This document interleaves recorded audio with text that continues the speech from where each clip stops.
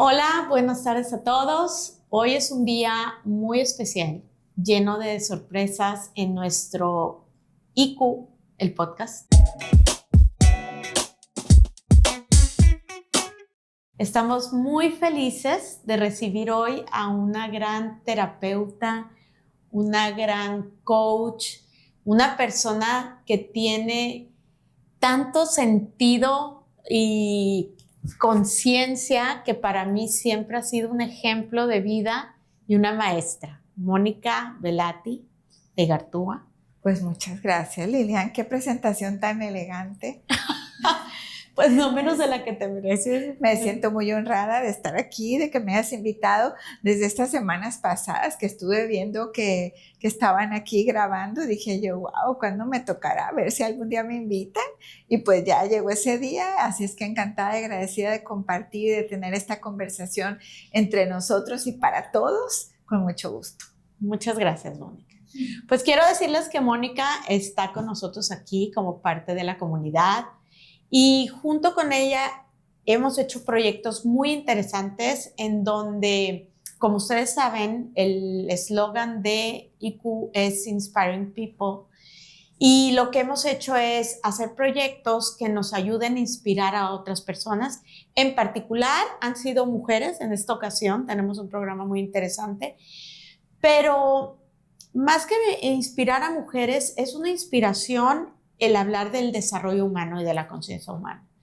Y Mónica lo hace con una gran claridad, con una gran emoción, con una gran elocuencia.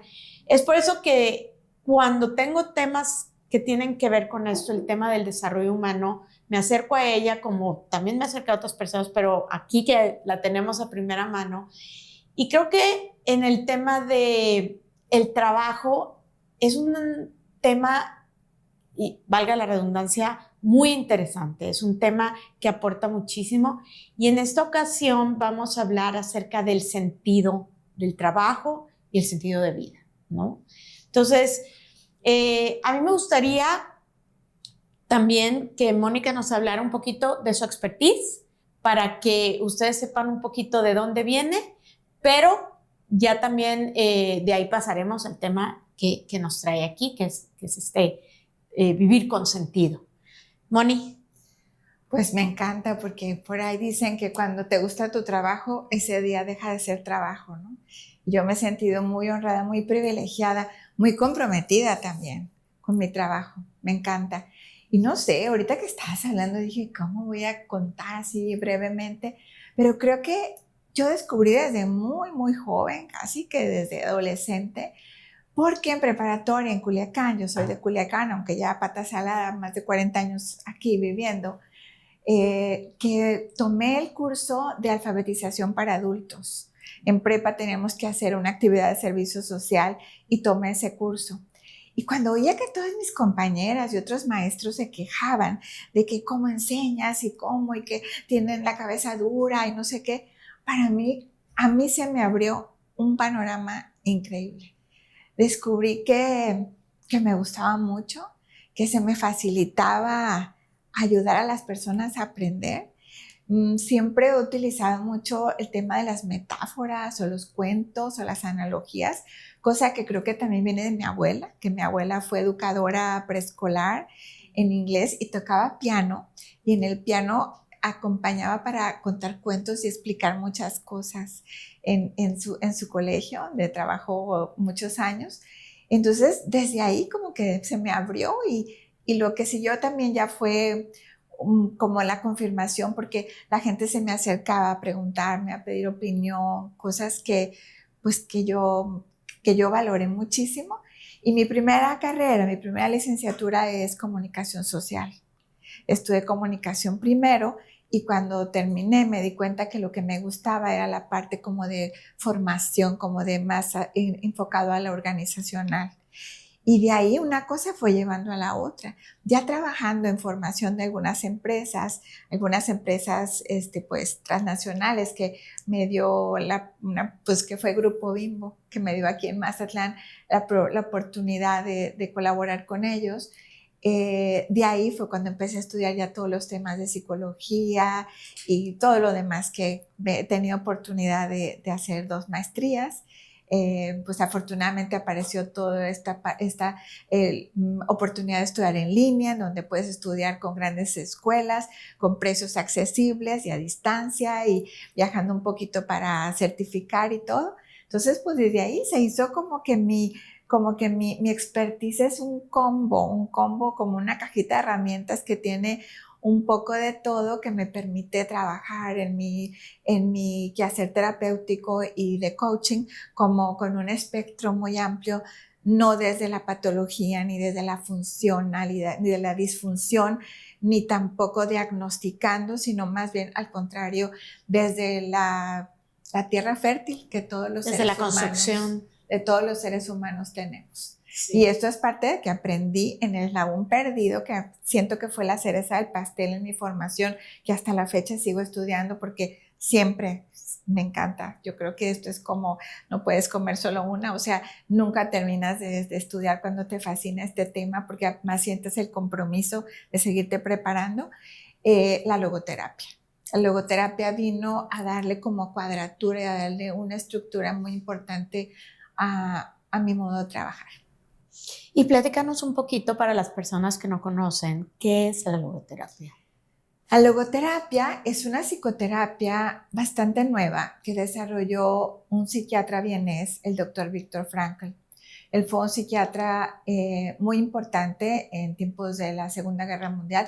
Le tocó vivir, empezar a trabajar, a desarrollar ya su psicoterapia entre guerras, pero estaba como a punto ya de sacar sus primeras publicaciones cuando vino la Segunda Guerra Mundial y él pudiendo elegir salir de Austria, decidió quedarse porque sintió un llamado, como que su misión era acompañar.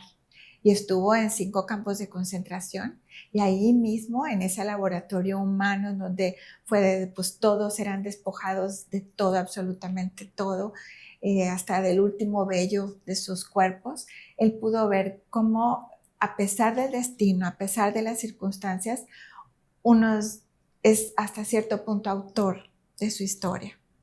No de su historia, de su biografía, porque la historia es lo que pasa. Y la biografía es como te pasa a ti. O sea, lo que tú con tus herramientas, con tu voluntad, con tus capacidades, vas como absorbiendo y como si fueras tú el prisma, lo que hace cuenta con la ley de Newton, me imagino, así la figura, el prisma. La luz que entra es el destino. El prisma eres tú y lo que sale, lo que emana de ti, es aquello que tú a través de todo tu ser y toda tu propia historia construida salió de ti. Entonces, eso es lo que el doctor Frankl describió esta psicoterapia maravillosa que va muy basada en el sentido de vida, en el presente, en la responsabilidad y muy integradora, cero excluyente, muy humanista. Súper padre. Preciosa, porque además, como venían los otros psicoanalistas anteriores hablando mucho del pasado y de los impulsos y de la voluntad de sentido, él dijo, sí, todo sí, o sea, incluyamos todo. Aquí no es o esto o lo otro, aquí es y. En vez de o es y. O sea, integremos todo, solo que no se nos olvide que el ser humano también tiene espíritu. Esa dimensión que caracteriza al ser humano, que nos hace responsables, libres de decidir, de tener la última palabra a pesar de cualquier circunstancia. Entonces, bueno, él tenía palabra para decirlo, porque habiendo vivido en campos de concentración y con todo ese bagaje con el que él salió para argumentar su teoría, pues tuvo mucha fuerza. Claro, claro. Y entendiendo que, pues, las circunstancias no puedes controlarlas, pero lo que te pasa con ese ser. Claro, él tiene esta frase maravillosa que dice, entre lo que pasa y tú hay un espacio de libertad. no es lo que sucede, sino lo que tú haces con lo que sucede. Y lo podemos ver hoy en la mañana, o sea, un choque sencillo aquí afuera en la glorieta, y el que se baja con un drama terrible, culpando, y seguramente venías viendo el celular, que no sé qué, y el otro, a ver, calmado, aquí no te preocupes, dame tus datos, yo seguro, nos arreglamos. O sea, el mismo evento, pero cada quien, a pesar de las circunstancias, tiene la última palabra para darle el giro que puede a las cosas. Pues ahí es donde empezamos a hablar un poquito del sentido de las cosas, el sentido de los eventos y el sentido de la vida, ¿no? O sea, ¿qué es el sentido de vida, Moni? Creo que esa es una pregunta existencial, pero que en el día a día, y ahora también con el tema de las redes sociales y los podcasts y todo lo que te dicen hoy en día es, ¿tú sabes cuál es tu sentido de vida? Y mucha gente se queda así como que, ¿ah? ¿Qué es eso? ¿Cómo? ¿De dónde se come? ¿En dónde le enseñaron? ¿Qué es? Platícanos un poquito qué es. Es un tema muy interesante porque es que el sentido de vida no existe. El sentido de vida cada quien lo tiene que descubrir.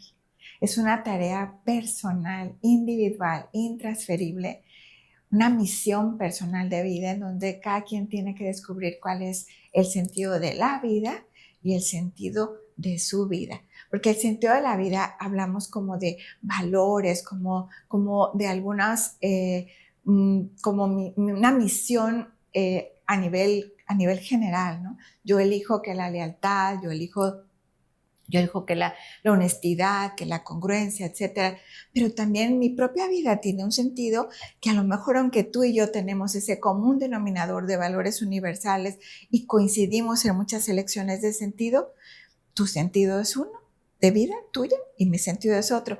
No sé, alguna vez leía que decían, por ejemplo, de estos filósofos de la Edad Media, San Agustín, Santo Tomás, y lo digo santitos no sino paz, porque fueron grandes filósofos que aportaron muchas cosas hasta hoy por hoy a nuestro legado. Y decía, es que el bien, la verdad, la belleza, o sea, hablando de la estética, y un burro, decía Santo Tomás, porque era gordo, ¿no? Para él era muy importante. En sus ciudades de Italia, pues le era muy importante un burro para transportarte. Pero San Agustín, que era delgado, decía, el bien, la verdad y la belleza y una buena calefacción, o sea, una buena chimenea, porque vivía en un lugar de frío. Entonces, estos ejemplos tan simples lo quiero poner sobre la mesa para que podamos animarnos y no tener miedo a incursionar en nuestros propios caminos. ¿Qué te hace sentido para ti? ¿Qué te llama? ¿Qué te causa gozo? ¿Qué te conmueve? ¿Qué te emociona? ¿Qué te da comezón para bien o para mal en las cosas de la vida? Y por ahí síguete. Confiar mucho en la intuición, porque de repente la intuición está como muy devaluada. La intuición, el sentido común, es hoy en día con la neurociencia, es parte de la razón. O sea, la intuición es la avanzada de la razón, que mientras la razón está como descifrando. Exacto, así como todos los gadgets, como trabajando, encontrando, así como cuando le preguntas al GPT, sientes como tu celular vibre así. Nuestra razón a veces está pensando, pero por mientras nos alumbra con la intuición, con el sentido común. Entonces hay que hacerle mucho caso. Creo que nosotros vivimos mucho viendo para afuera. Uh-huh. Entiendo por qué, porque desde chiquitos tuvimos que pedir mucha ayuda. Somos, a pesar de serlo, somos sapiens, ¿verdad? Uh-huh. Sapiens. A diferencia de los demás seres vivos, nosotros somos los más vulnerables. O sea, la jirafa se pone de pie a los 5 minutos y su mamá la voltea a ver así con las pestañas y le dice, párate. O sea, que viene el tigre, o sea, párate. Y la jirafa, que tiene unos minutos de haber nacido, se para con sus piernitas largas y, o sea, sale corriendo. El patito nada a la primera temporada, el pajarito lo asoman y le dicen, ¿ya viste? Pues vuela, ¿no? Y nosotros estamos hechos para el cuidado, por el cuidado. Necesitamos de los demás. Y eso está muy bien, y ese es otro tema a propósito de octubre, mes del cuidado, y de lo que te estás ofreciendo aquí, pero En realidad tenemos que ver a los demás, vivimos en vínculos necesarios, saludables, y cuando digo necesario lo digo en el mejor sentido de la palabra, de necesitar, pero estamos como atentos a ver, pero gradualmente deberíamos dejar de ver hacia afuera y empezar a ver hacia adentro también. Y escucharnos. Escucharnos. No porque no necesitemos de los demás, porque sí, o sea, los demás son otros auténticos, otros que son nuestros maestros, ¿no? Siempre. Pero nos dejamos de ver y estamos como con una mirada muy atenta al reconocimiento, a la validación, a la valoración, a llenar expectativas y siempre así como viendo de reojo a ver si quedamos bien, a ver si gustamos, a ver si nos hicieron así, y nos olvidamos de vernos a nosotros. No es que esté mal ver hacia afuera, pero sin dejar de vernos hacia adentro. Y ese ver hacia adentro debe ser un ejercicio cotidiano, no solamente una vez al día en la meditación, sino muchas veces en el día, porque adentro de nosotros está una parte muy sabia. Está eso que decimos, la intuición, el sentido común, el amor propio, y desde ahí preguntamos y desde ahí encontramos respuestas muy importantes de nuestra propia vida. Las respuestas más importantes de nuestras preguntas están adentro, sin decir que no escuchemos hacia afuera, porque la sabiduría también está en los maestros que la vida nos va acercando, pero no hay que olvidarnos. Fíjate que sí estoy muy de acuerdo con todo lo que dices, aunque ahorita, por ejemplo, también, si ponemos en diferentes contextos, que entiendo y sé que vamos a ir a eso, pero por ejemplo, el tema de, ahorita que dices, uno busca la aprobación y busca que te volteen y te digan que sí. Por ejemplo, en el trabajo. Vamos a hablar un poquito del sentido del trabajo, del contexto del trabajo, en donde pues es importante el reconocimiento. Ahí sí. Entonces, pero me imagino que para lograr ese reconocimiento, que es un reconocimiento que se tiene que dar por tu trabajo, por lo que tú haces, porque haces las cosas bien, ¿no? Ahí es donde entra esta parte del sentido del trabajo, de esa parte de tenemos que confiar en nosotros. Pues es que yo creo que el reconocimiento no se busca, no lo creo. El reconocimiento es una cosecha, es una consecuencia. Aquí cerca, rumbo a la Noria, hay un restaurancito que tiene una huertita a la entrada. Y en la huertita hay un letrero que dice, porque sé lo que estoy sembrando, sé lo que cosecharé. Me encantó ese letrerito ahí de madera, muy, muy sencillo, pero me encantó, o sea, y creo que eso podemos aplicarlo en este sentido. Si tú siembras y estás trabajando, no solo trabajando, viviendo, porque el trabajo es un rol, una dimensión de nuestra vida, ¿no? En donde pues todos los roles y dimensiones debería haber una coherencia, un hilo conductor de quién soy en todos los ámbitos y en todos los roles, ¿no? Pero entonces, si tú trabajas sembrando, sí como sí, tiene que haber una cosecha.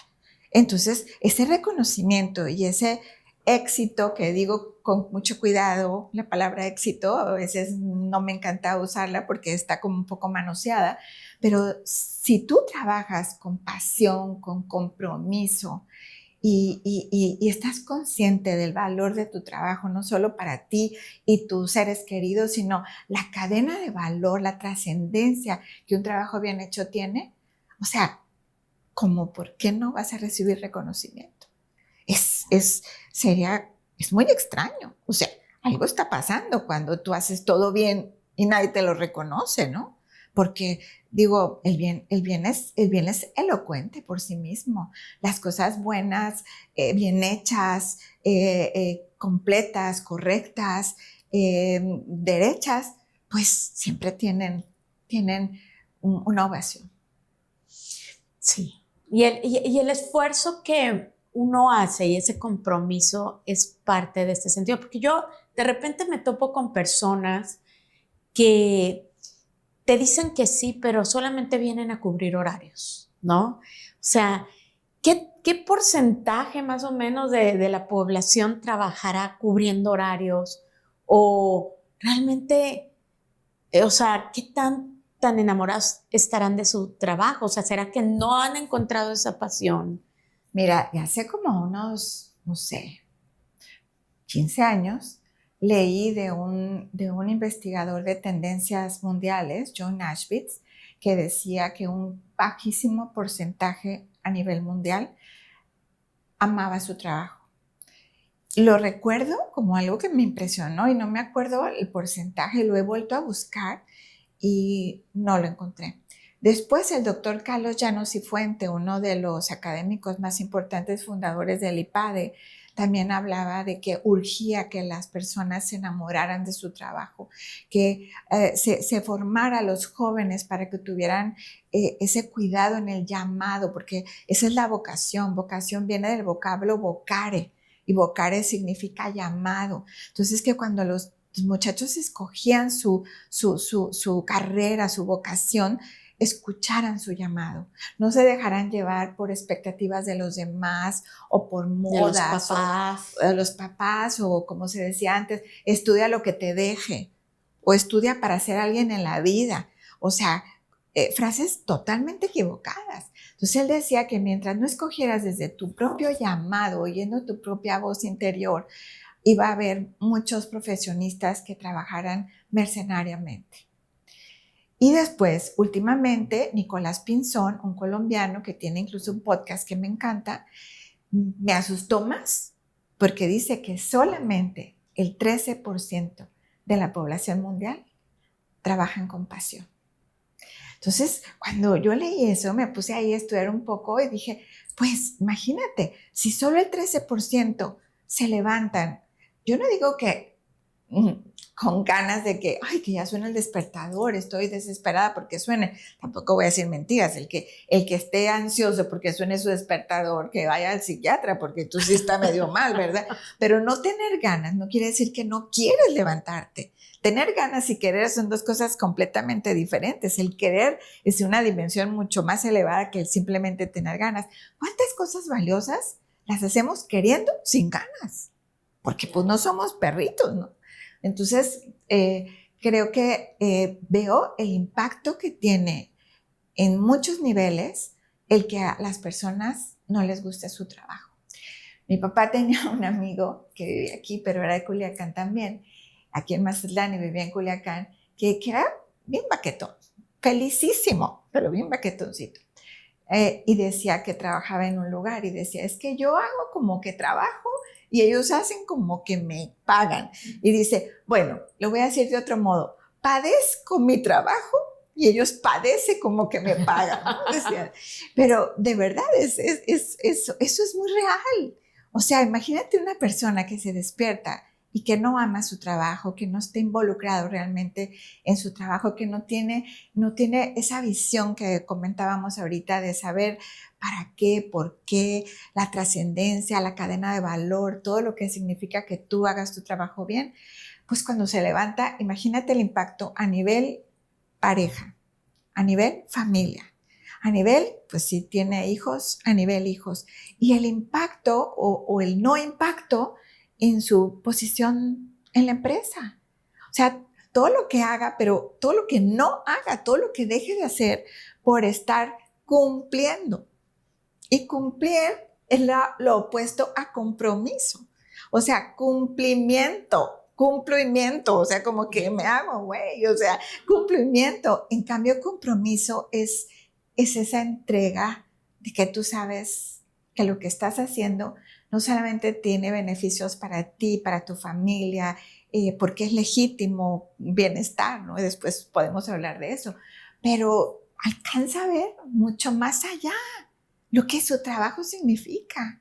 O sea, el beneficio que le estás dando a las demás personas, ¿no? O sea, como que esa parte es la parte trascendental, el entender que el trabajo que tú haces impacta de una manera muy grande a todas las personas y a todos los miembros de la sociedad.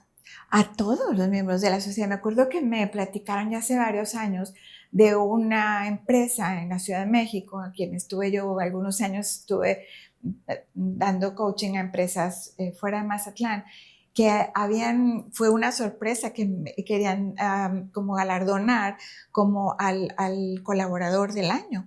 No evaluándolo en otro tipo de rendimiento, sino en su sentido de solidaridad, de comunidad, de empatía, de camaradería, o sea, que hubiera dejado un legado a nivel humano.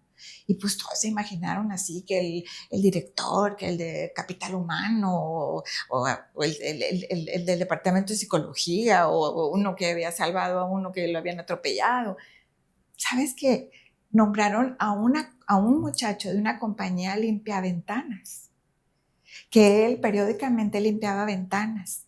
Y todo lo que hacía a través de la ventana y la comunicación que tenían de la ventana, en un trabajo en el piso, quién sabe qué piso altísimo del corporativo donde estaban, la interacción que habían tenido les había marcado tanto que fue sorpresa cuántos, sin ponerse de acuerdo, habían votado por ese muchacho. O sea, el impacto. Fíjate que yo platicaba el otro día con alguien, no me acuerdo con quién, porque vi pasar el camión de la basura. Y creo que hay dos temas, o sea, dos trabajos que para mí son muy difíciles, para mí entender realmente y valoro y aprecio a esas personas. Uno es la basura, el ir recolectando lo que las personas tiran y que no se atreven ni a tocar, ¿no? O sea, tú no te atreves a irte o cuando tú te metes a la basura a buscar algo, es impactante todo lo que te causa, que te puede causar conflicto y que ellos en su día a día agarran, limpian, separan y se empapan de eso. Y el otro es como guardias de seguridad en la calle, o sea, los que están parados todo el tiempo en el sol, que no se pueden sentar porque tienen que estar parados y llegan o sea, digo, hay 1000 trabajos, pero ¿cómo me impactan esas personas que no tienen ese reconocimiento por parte de la sociedad? Y es tan importante el valor que cuando el día que no pasa la basura o la semana que no pasa la basura, o sea, y eso a mí me dice que digo, quizás sus condiciones o su situación contextual de vida pues les ha tocado así, pero ¿quién de nosotros realmente tiene esa vocación? Pues es que, Lilian, o sea, hay ricos pobres y pobres ricos. Exacto. Y hay exitosos fracasados.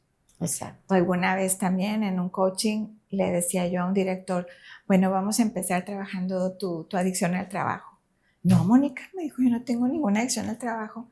Y digo, pues se me hace que sí, porque no sales de aquí hasta las 11:30. Y me dijo, pero no es por eso. ¿A dónde quieres que vaya? Yo elegí trabajo y me perdí. No tengo a dónde ir. No tiene a dónde ir. Y cuando salgo de aquí me siento raro, o sea, como que le quitaba su investidura y se sentía como que le faltaba algo, ¿no? Entonces, no sé, a veces hay personas que nos dan grandes lecciones y yo quiero decir que las generaciones más jóvenes nos vinieron a desmontar muchos mitos acerca del trabajo. Estoy en el claustro de maestros de ICAMI y ya ves que ahí el método del caso es con el que se trabaja. Y es todo un tema el de que todavía en muchas empresas valoran y remuneran o le dan bonos o reconocimiento o tienen mejores posiciones en cuanto a las horas que pasan dentro de las oficinas del corporativo, de la empresa. Cuando creo que a los jóvenes nos han enseñado que no trabajas para ser, sino eres para trabajar. Y que si tú escoges lo que te gusta, sea lo que sea, y te apasiona, lo más seguro, no me gusta hablar radicalmente, pero lo más seguro es que si estás en tu elemento, te va a ir muy bien. Y en ese proceso de que te vaya bien, que a veces toma tiempo, yo lo sé, vas a estar muy contento, vas a estar muy satisfecho y muy orgulloso. Aunque tu cuenta de banco todavía esté flaquita, pero vas a estar muy orgulloso en ese proceso que es parte de la vida, que finalmente la vida se vive entre proceso y proceso y no entre finales y finales. O sea, la vida no es esa carrera de 100 metros, sino es un maratón en donde el que lo logra, el que gana, lo acabamos de ver con las Olimpiadas. A mí me encanta ver los maratones. O sea, me gusta ver la cara, la concentración, el sufrimiento, disfrute de esa agonía tan maravillosa de los maratones. Pues creo que eso es el trabajo también. O sea, en donde una persona, y los jóvenes, te digo, nos han enseñado, estas generaciones, escogen lo que quieren. O sea, con permiso del papá doctor, con permiso que el notario ya me tenía listo mi escritorio de cedro, de chapa de nogal, no sé qué, con permiso, pero mi vocación es esta, y se dejan llevar por su vocación con una diferente metodología y con un diferente ritmo de trabajo, pero logran muchas cosas. ¿Eso es trabajar con sentido para ti? Eso es trabajar con sentido. Y además trabajar con sentido no suene como un carpe diem, así de que vive el momento y no pasa nada mañana. No, o sea, el trabajo implica las 3 motivaciones. La primera motivación es la motivación extrínseca, o sea, el billete. Y no quiero que en este tema vayan a decir que dijimos que hay que trabajar con sentido y compasión y que vamos a vivir del espíritu, porque pues todos queremos mejorar y es totalmente digno y legítimo querer siempre mejorar y tener aspiraciones. De hecho, ser ambicioso es una virtud. Claro que el fin no justifica los medios, pero si el fin no justifica los medios y eres ambicioso por las vías legítimas, es una virtud. Claro. Per se. Entonces, el dinero y ganar dinero y cobrar por tu trabajo y ver que se te pague lo legítimamente correcto es parte de este sentido de trabajo. Porque sí es una motivación. O sea, digo, ahorita que hace calor, abanícate allá afuera con un billete de 100 y como que no te hace nada. Pero abanícate con uno de 1000 y verás que hasta mini split parece. O sea, te refrescas porque la aromaterapia, o sea, pon unos billetitos, respira, verás cómo es aromaterapia. Entonces, no quiero menospreciar esa parte que también es legítima. Por eso decía, el que sigue su vocación, su llamado, su voz interior y elige bien, se enamora de su trabajo y trabaja así con esa entrega y con ese compromiso, como ¿por qué no le va a ir bien? Claro. Tendría que estar... Pero que no sea el único fin, ¿no? Que no sea el único. Ese es el extrínseco. Ajá. Luego está el intrínseco, que es la parte como interior, la parte como a mí me satisface, me gusta, me hace sentir útil, orgulloso, se genera una cadena de valor, o sea, estoy generando bien, compartiendo bien, porque el bien siempre debe ser difusivo. Entonces me siento orgulloso, contento, satisfecho, emocionado, importante, tengo un prestigio. Todo eso también, pues en la pirámide de Maslow, después de tener comidita, techo y abrigo, sigue esa necesidad de ser reconocido, que es la que tú decías, ¿no? De ser reconocido. Pero tampoco es la única. Hay otra más elevada todavía. Y ese es donde se culmina el verdadero sentido del trabajo, en donde yo trabajo no solo por mí, ni para comprarme el carro, ni para sentirme valioso, sino trabajo porque mi trabajo está dejando un legado más grande que yo y más importante que mis propias necesidades. Aquí se puede aplicar esa frase que dice, para aquel que siembra un árbol, que nunca lo llegará a ver. Pues yo pienso que eso me queda a mí muy claro pero no sé si también tiene que ver mi edad y los jóvenes no captan esa información también. Y te lo digo porque creo que los jóvenes también y estos jóvenes que nos han enseñado a valorar hoy más el tiempo y todo, pero hasta dónde llegan a ver, o sea, qué tan importante es enseñarles a ellos y hablarles acerca de esta visión y misión de su vida, ¿no? Porque muchas veces estos jóvenes llegan perdidos, que realmente estudiaron algo y no saben si es lo correcto, y ahí es donde entra la intuición, donde entra esta parte, esta incomodidad, quisiera decirle yo, que te dices que no quiero hacer esto, o mejor me voy a cambiar y voy a hacer esta otra cosa, ¿no? Pues primero que nada, que se paren y se sacudan todas las creencias limitantes y los prejuicios y todas las cosas pesadas que traen de quién sabe dónde, de quién sabe quién, de quién sabe cuándo, para que puedan escuchar la voz de su intuición. O sea, que se encuentren con la pieza que falta de su rompecabezas y de ahí el flow, o sea, de ahí se tienen que ir. A veces también están como tan angustiados. A veces he tenido algunos consultantes así, que están tan angustiados porque están a punto de terminar la carrera o la preparatoria o la carrera y traen unas expectativas. O sea, el abuelo está así, el papá, o sea, expectativas. Y ahí es donde digo, son muy valiosos y les debemos muchísimo a nuestras generaciones anteriores a nosotros, todo el amor y el apoyo. Pero mírate tú. O sea, por un momento mírate tú y cuando tú te mires y te encuentres, pues será muy fácil explicarle a tus familia, a quienes te están como esperando tus respuestas, que le dices, no lo sé. O sea, el no lo sé es una frase muy valiosa. O tengo miedo a fracasar. Pues sí, es verdad.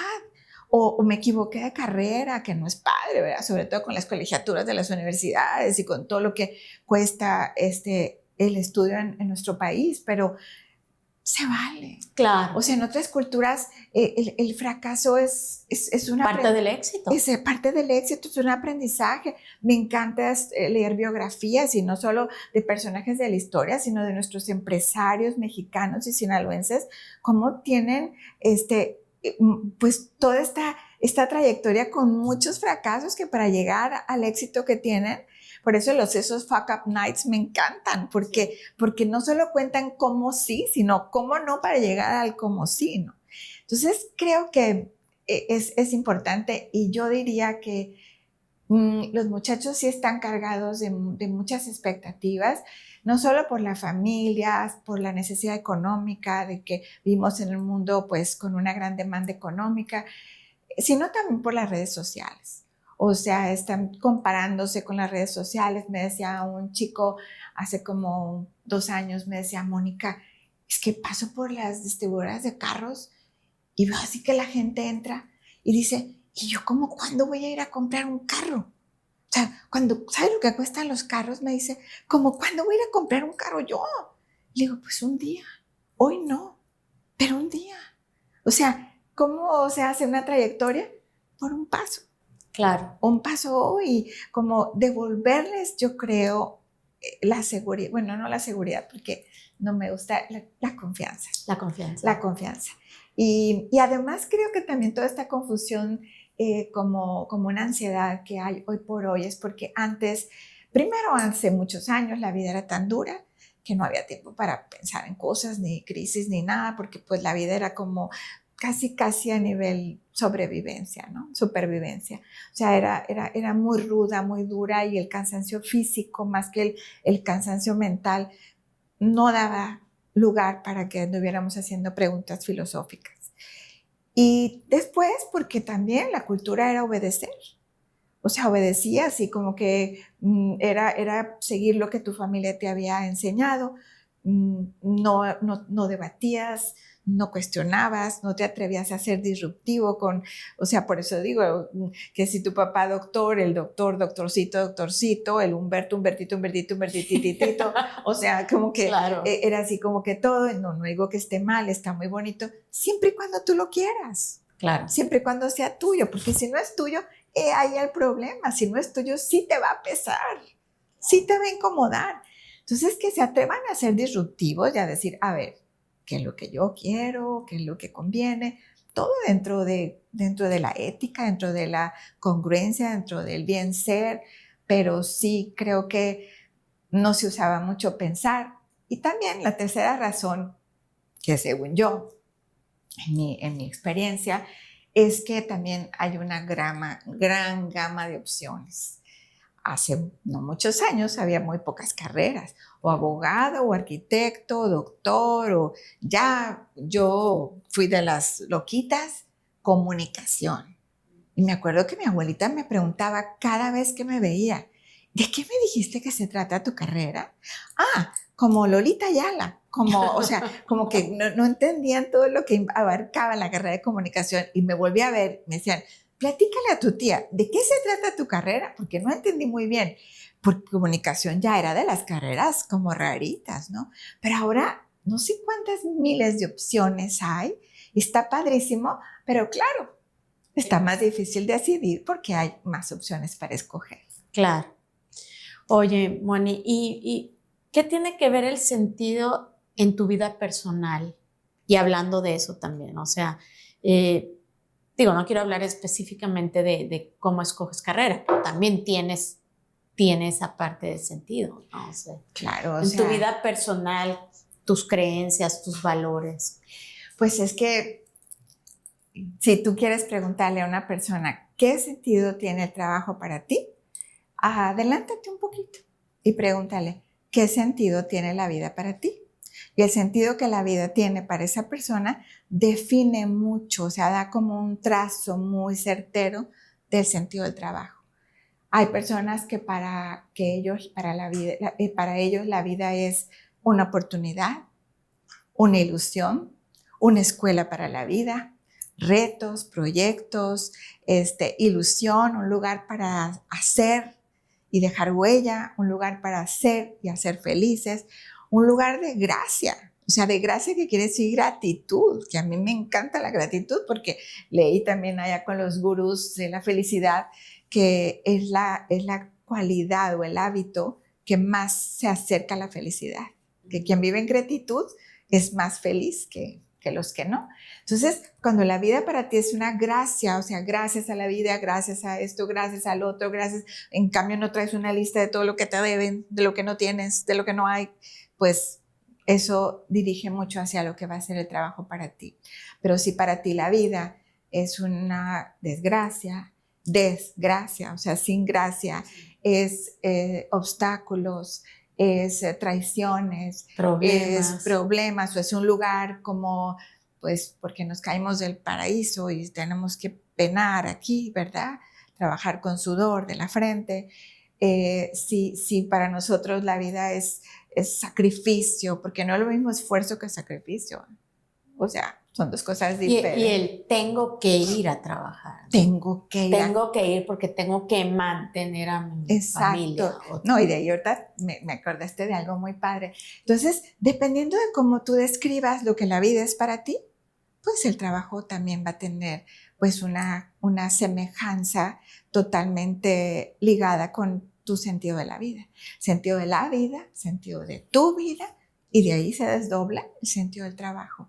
El sentido de tu vida, de tu trabajo, es una carta descriptiva de tu persona. O sea, a veces no necesitan preguntarte mucho, sino te dicen, ¿y a qué te dedicas? ¿Y qué es lo que te gusta en la vida? ¿Y qué es importante para ti? ¿Cuáles son tus hobbies? ¿Y qué libro te ha gustado más?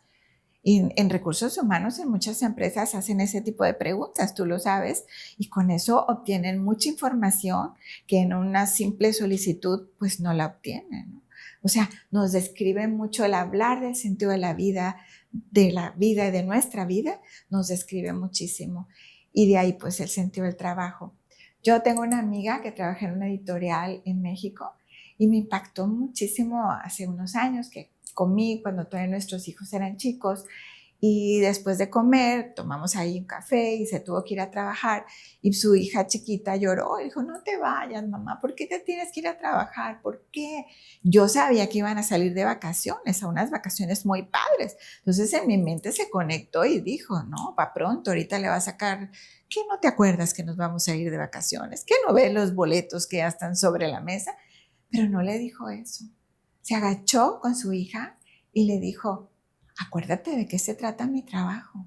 Acuérdate para qué trabajo. Yo trabajo haciendo libros. Si yo no hago libros, los niños no tienen libros para leer, para divertirse, para aprender cuentos y para la escuela. Entonces es muy importante que yo me vaya a trabajar. ¿Te acuerdas?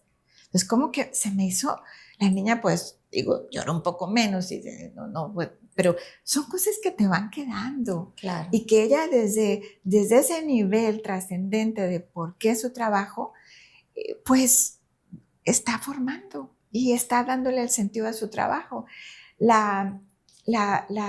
Si hubiera contestado, Lilian, pues para que tengamos esta casa, para que tú tengas esos tenis, para que nos vayamos que tú tengas esa tele, para que vayamos de vacaciones, hubiera dicho también la verdad.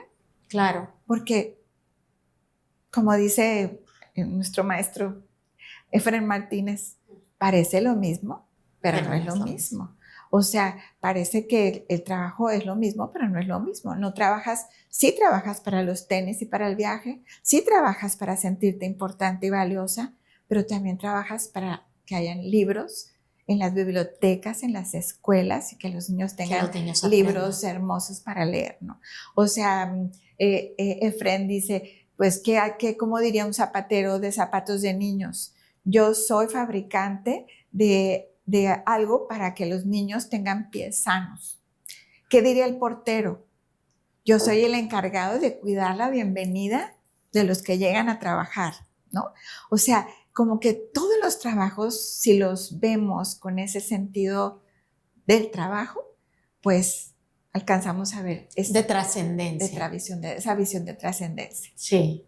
Fíjate que hay tantos trabajos, ¿no? Pero últimamente en el tema de redes sociales, que es tan común y que tanta gente lo hace, y que yo me he dado cuenta porque desde que empezaron yo he estado en esto, cómo cuando llego con ciertos clientes me dicen, es que quiero vender, y hay otros que dicen, quiero que me conozcan, y hay otros que dicen, es que ¿sabes qué? Quiero poderles ofrecer a los clientes lo que están buscando. Entonces, desde que empiezan a llamarte y empiezan a realmente a contactarte, empiezas a verle cómo es el sentido del cliente y cómo le da a su trabajo el respeto y el approach, pues. Y ya sabes que el que quiere vender, pues nada va a ser fácil y va a ser más complicado, pero hay otros que cuando son tan claros en esa comunicación y en ese conocimiento y conciencia de lo que quieren hacer, entonces todo es como más fácil, confluye más. Este señor mercadólogo Drucker tiene un libro muy padre que ahorita no me acuerdo el nombre, pero él dice, te pone ahí muchos ejemplos. Y ahorita se me vino a la mente que un hotel, así de renombre, una joyería también de renombre, unas tiendas departamentales de renombre lo habían contratado a él y que querían como dar descuentos y promociones y todo. Y que él les dijo, Peter Drucker, algo así es, y que dijo, ¿qué tal que mejor generan lealtades? Entonces, que las personas que compraban no les decían, si vuelve a comprar, les vamos a dar descuentos, sino que les daban en los servicios, les daban como una tarjetita de gratitud y les mandaban a sus correos o a alguna de sus redes, les mandaban como algo como diciendo, fue muy grato atenderlos, su señor y señora tal, o por su nombre y todo. Bueno, creo que los resultados fue que lograron un engagement mucho más fuerte con los clientes a los que les mostraron solo gratitud, sin nada de beneficio económico. O sea, para que veamos hasta dónde puede llegar de veras esta visión del sentido del trabajo, que no todo es el dinero. O sea, que tú llegues a un lugar y se acuerden de tu nombre, o que si se equivocaron, no te devuelvan lo que te dieron mal, solo que digan, lo siento mucho, o sea, ¿cómo me puedo disculpar con usted? O sea, son cosas muy importantes que sí tienen que ver con el sentido del trabajo personal, pero también con el sentido del trabajo de los valores de la empresa. Y a veces eso es difícil porque difícil de comunicar, porque, digo, me acaba de pasar un caso en el que yo soy mucho de querer que todo el mundo estemos bien y que todo el mundo estemos contentos y que se lleven una gran experiencia, pero a veces se contraponen también con objetivos financieros, ¿no? Entonces, híjole, a veces me cuesta trabajo, pero trato de buscar más bien lo que me haga sentido a mí como líder, porque también eso es bien importante, ¿no? Que los líderes tienen que vivir en ese sentido de vida y con ese sentido de trabajo para que realmente el negocio prospere. A mí, en mi experiencia, me ha costado mucho trabajo cuando me han contratado para dar como algunos talleres de formación, en donde lo que yo estoy diciendo sé que no pertenece a los valores de la empresa. Porque, y a veces lo he dicho, en una empresa es la única que no terminé el taller porque se lo dije a los directivos, o sea, está causando mucho enojo, porque lo que estoy diciendo no se está viviendo. Entonces yo sugiero que mejor ustedes revisen qué es lo que quieren que se diga, porque si yo vengo a decir que ustedes dicen lo que no viven, es una incongruencia que está causando mucho enojo, mucha frustración. Entonces, sí, y no sé si te entendí bien en tu punto, pero es verdad que a veces la cuestión económica para dar reconocimientos o bonos o algo a los colaboradores que han trabajado con mucho compromiso es un obstáculo. Y estaría padre que hubiera algo también económico. A todo el mundo le encanta. Te digo que claro, el dineroterapia es muy valioso. O sea, no lo quiero minimizar. Pero a veces, cuando no está esa posibilidad, hay muchas otras. Yo, por ejemplo, en mi coaching con gerentes y eso, les digo, ten una pequeña reunión cada mes, haz los reconocimientos a nivel personal, o que esa persona que trabajó así tenga un día libre o 2 días libres, o que se le reconozca en su equipo de trabajo, o que él mismo traiga un tema para aportar, algún tema nuevo para aportar. O sea, siendo creativo hay muchas maneras de inspirar.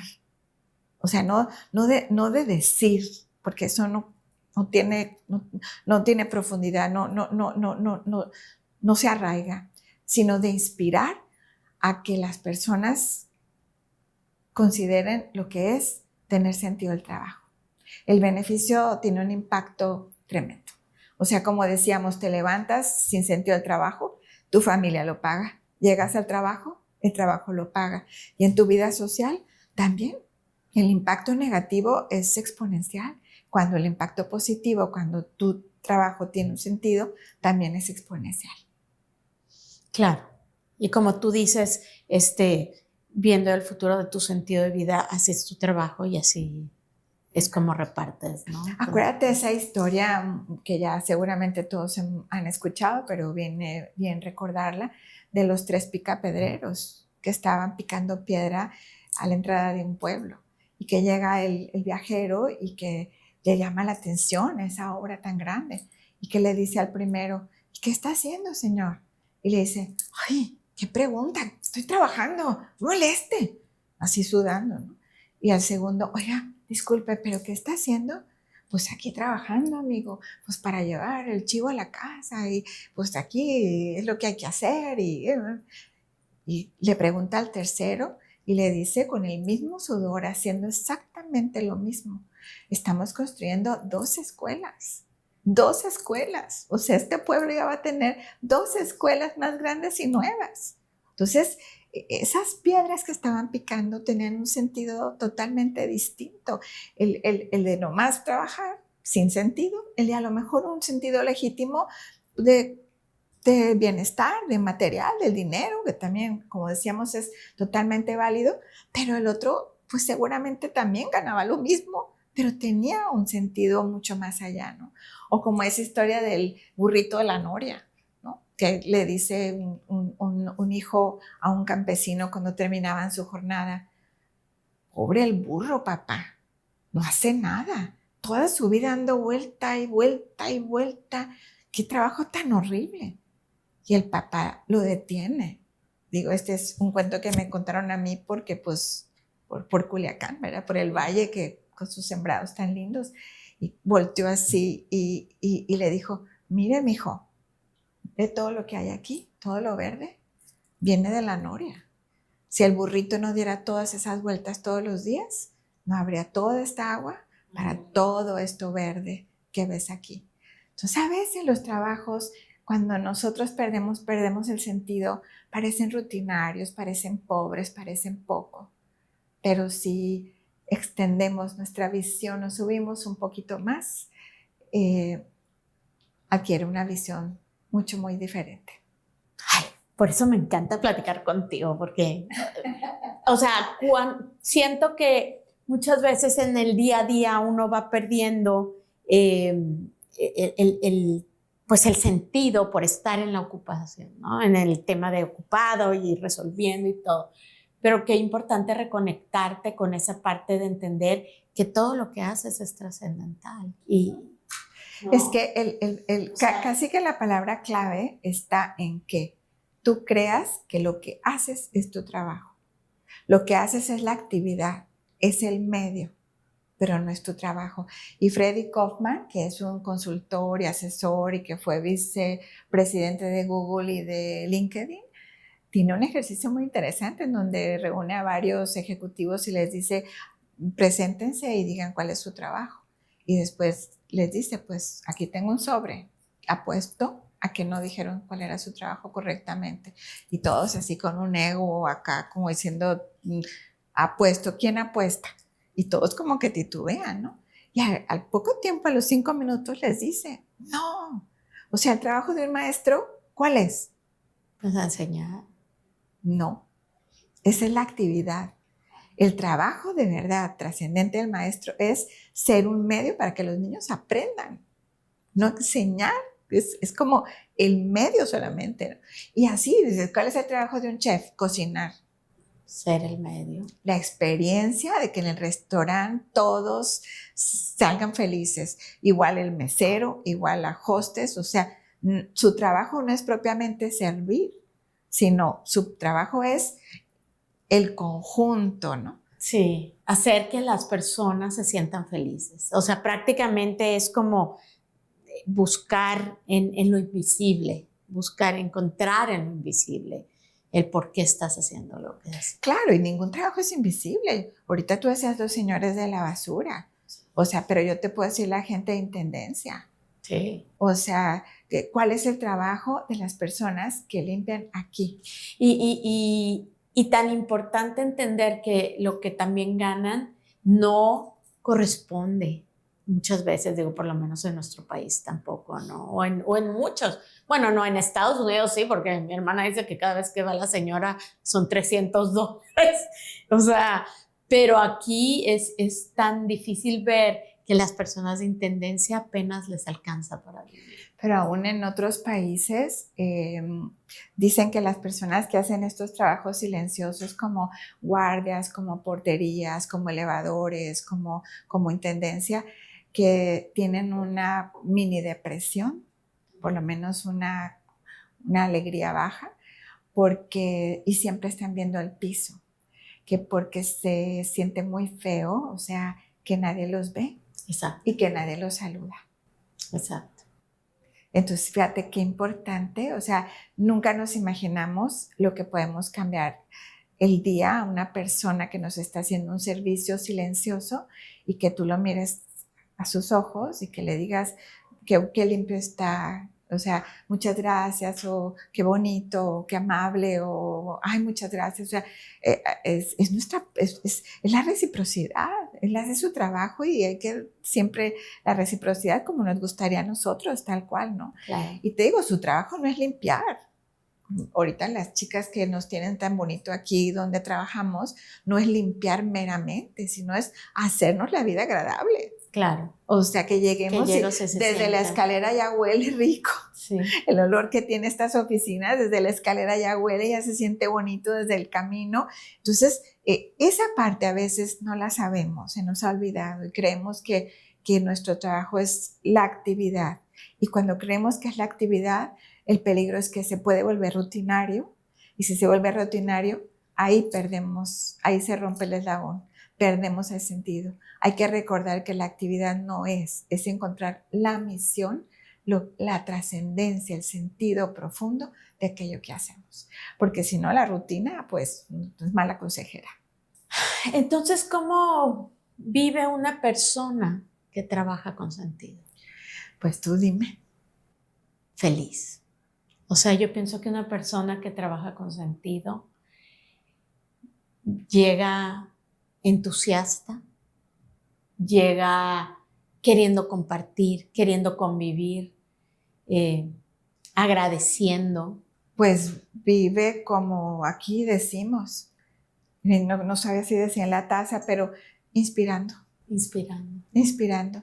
Una persona que trabaja con sentido es como una luz, pues, o sea, se siente, no quiere decir que no tenga problemas, no quiere decir que no tenga deudas, no quiere decir que no tenga retos, pero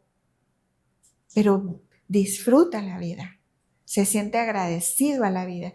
Y el reto es reto aquí en China, Sí. pero lo convierte en peldaño, o sea, el obstáculo lo convierte en peldaño y lo supera y hay como un común denominador que lo mantiene en una estabilidad emocional, porque imagínate, ¿cuántos años estudiamos para el trabajo? Pues, no sé, si haces carrera, 4 más de los 12 de prepa, de kinder, primaria. Pero ponle, o sea, carrera y un posgrado o ahí o sea, es más de una década estudiamos, que nos preparamos para eso. Y qué tristeza llegar al trabajo y padecerlo. Claro. O sea, es una frustración tremenda. Y a veces con mis consultantes que vienen pues con frustración, con enojo, con tristeza, no es una patología como tal, es un desorden en los pilares esenciales de la vida. Hay que ver si es en la familia o si es en la salud o si es en la pareja o si es en el trabajo o sea, ¿en dónde? Porque a veces lo único que hay que hacer es acomodar. Y muchas veces el tema del trabajo, que a veces no es el primero que sale a flote en un tema de consultoría, pero sí es. Sí es. Claro, porque todo, o sea, tú eres un ser integral, entonces no puedes estar bien en el trabajo cuando, ya ves que antes decían, es que en el trabajo no puedes separar, tienes que separarle de tu casa. ¿Quién puede llegar al trabajo a concentrarse cuando vienes de un drama familiar o de un drama de salud o una falta de salud o algo así? O sea, no puedes. A muchos de mis directores donde colaboré no les encantaba que yo les decía eso, pero yo les decía, yo he visto lockers afuera para muchas cosas, pero nunca he visto lockers para las emociones.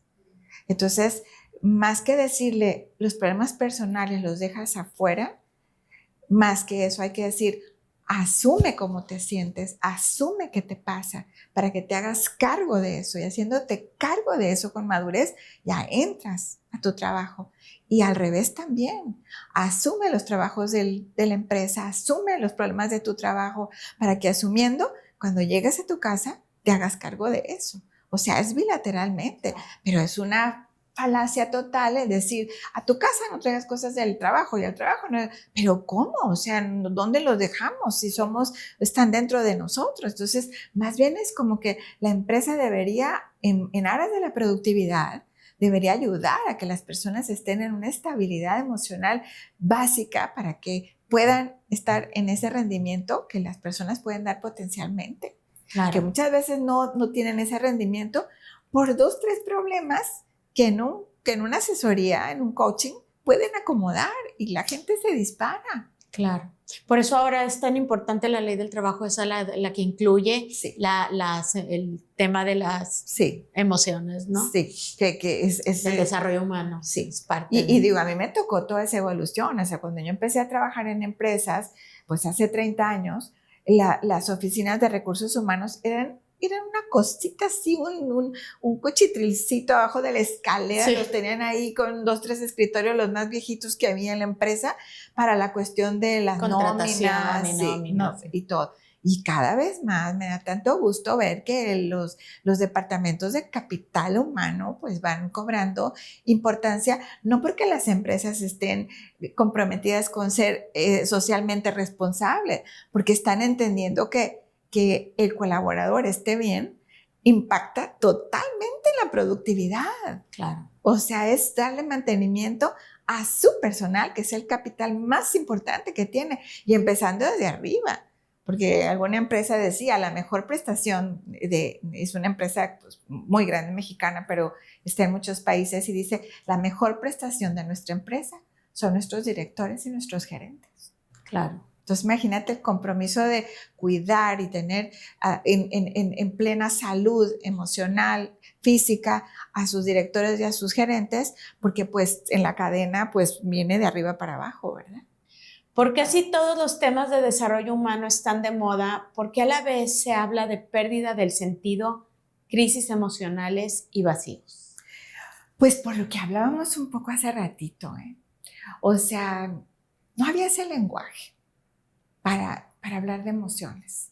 La vida era muy dura, no había tiempo, estaba muy mal visto.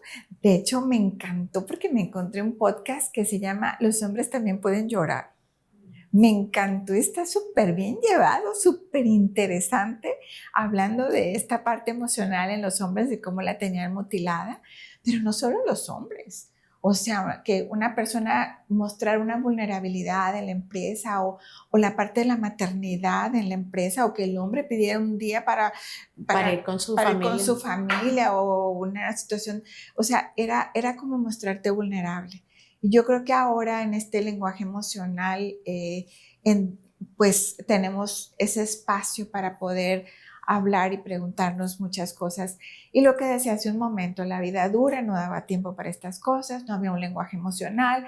En las familias decíamos, ¿cómo te fue? Pero no decíamos, ¿cómo estás?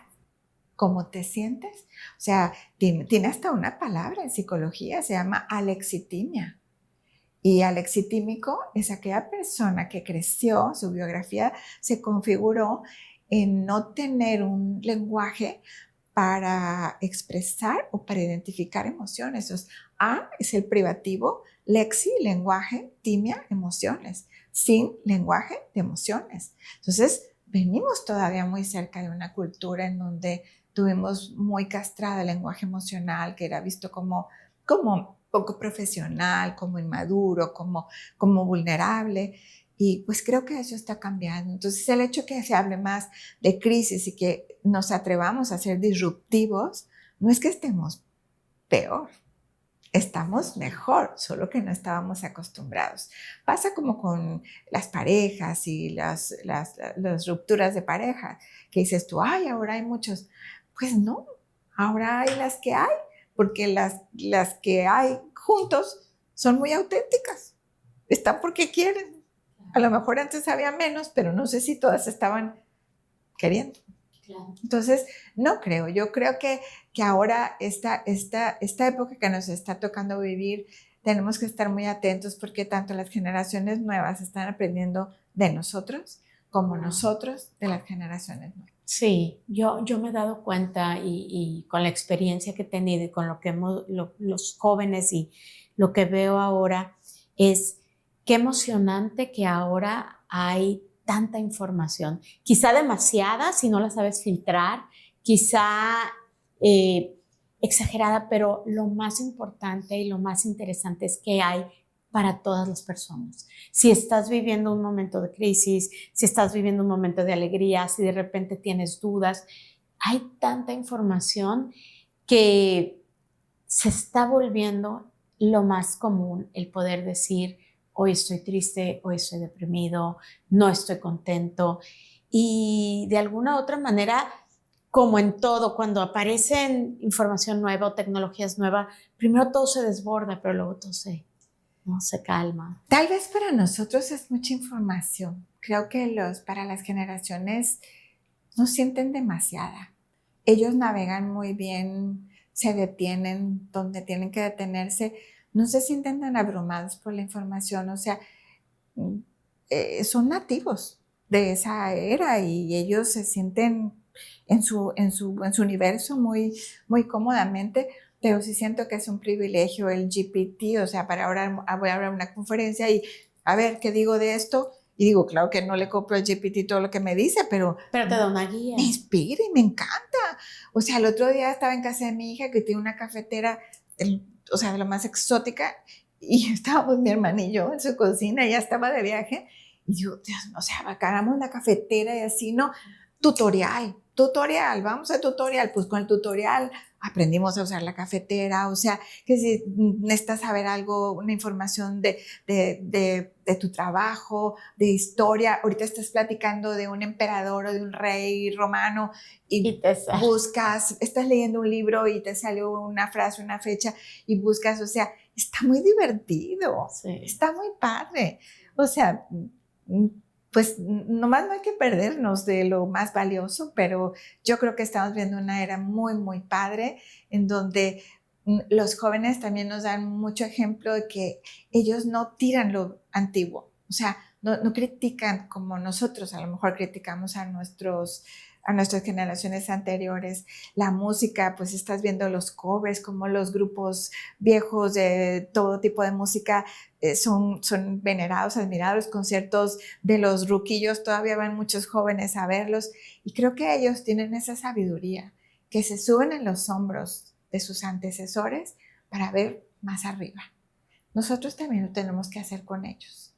Creo que sí podemos integrar todo lo que este momento tan lleno de posibilidades nos está dando ahorita. Y por último, Mónica, ¿qué mensaje le dejas a las personas, a los emprendedores, a los trabajadores acerca de nuestra conversación? Pues yo creo que sí privilegiemos el valor del trabajo, que le quitemos esa acepción tan negativa de tengo que trabajar, porque de repente es que yo ya no tengo que trabajar. Digo, defíneme el tengo. O sea, ¿qué significa tengo? O sea, no es cuestión de dinero, es cuestión del sentido de trascendencia. O sea, es que ya no tengo que trabajar. ¿Por qué? O sea, el mundo te necesita y todo el mundo tenemos algo importante y valioso para aportar. Y este concepto del orgullo, del privilegio de trabajar, creo que hay que inculcárselo a los niños muy chiquititos. En nuestro país, bueno, tal vez en Latinoamérica, no sé, en todos los países no conozco, pero en nuestro país se escucha mucho el de, para eso trabajo yo, para que mi hijo no trabaje, o yo no quiero que mis hijos pasen lo que yo pasé. Y hay que tener mucho cuidado. Ya ves los libros estos de Padre Rico, Hijo Pobre y todos estos que están muy interesantes, tienen un poquito de relación con esto que estoy diciendo. En otros países, todos trabajan desde que son muy jóvenes, no como una explotación infantil ni como algo que no vaya de acuerdo con los derechos de los niños y de la juventud, pero el privilegio del trabajo de vender galletas, de lavar carros, de pasear a los perros, de el trabajo que quieras. A mí me encantó en la pandemia, en el fraccionamiento donde vivimos tú y yo, me emocionó ver la cantidad de jóvenes y de niños vendiendo cosas. O sea, si no eran mangos, eran limones, y si no te entregaban tortillas, o sea, y después se acabó. ¿Por qué no podemos, creo, integrar que el estudio y el trabajo es el complemento perfecto? Que esa ansiedad o esa incapacidad para emprender o para sentirse seguros en el mundo laboral cuando salen de las universidades no tiene que ver ni con su nivel de calificaciones, ni con el grado de o posgrado, ni con el nombre o renombre de las universidades. Tiene que ver porque no saben trabajar.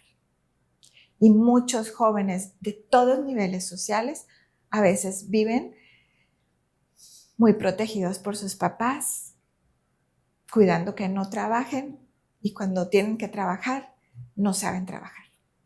Entonces yo creo que el trabajo, el tema del trabajo como un tema educativo desde siempre debe ser mucho más prestigiado y considerarse el trabajo como un privilegio y como un honor. Igual la escuela, porque la escuela para los niños es su trabajo profesional. O sea, el trabajo no es su único deber. La escuela no es su único deber. La escuela es su deber como trabajo. Y que si sacan un 8 y les compran un premio, yo no digo que no, ¿verdad?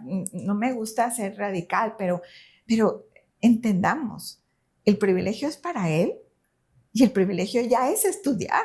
Claro. Entonces, no nos están haciendo un favor. No los eduquemos como que les debemos algo porque estudian, porque después así el jefe no me dijo, mi supervisor no me vio, no me reconocieron y se empieza a hacer toda esta bola de nieve grande. Entonces, pues finalmente, para no alargar, creo que el valor del trabajo debe ser más integrado en la educación desde infancia, en el cole, en las escuelas también, y que ojalá que los papás, nos sintamos muy orgullosos de que nuestros hijos trabajen en lo que ellos quieran, trabajos donde estén a salvo, cuidados, pero al fin y al cabo trabajos, sin que sintamos que estamos dejando de cuidarlos, de protegerlos, ni poniéndolos en un riesgo. Porque si una vez en Europa escuché que dos jóvenes decían, en México tienen esta frase, a los europeos nos da mucha risa, porque estamos en los bares en donde hay como de muchos países, y dice, los mexicanos siempre dicen, ¿estudias o trabajas? Y nos da mucha risa. Entonces yo les pregunté, ¿pero por qué? ¿Qué tiene de risa?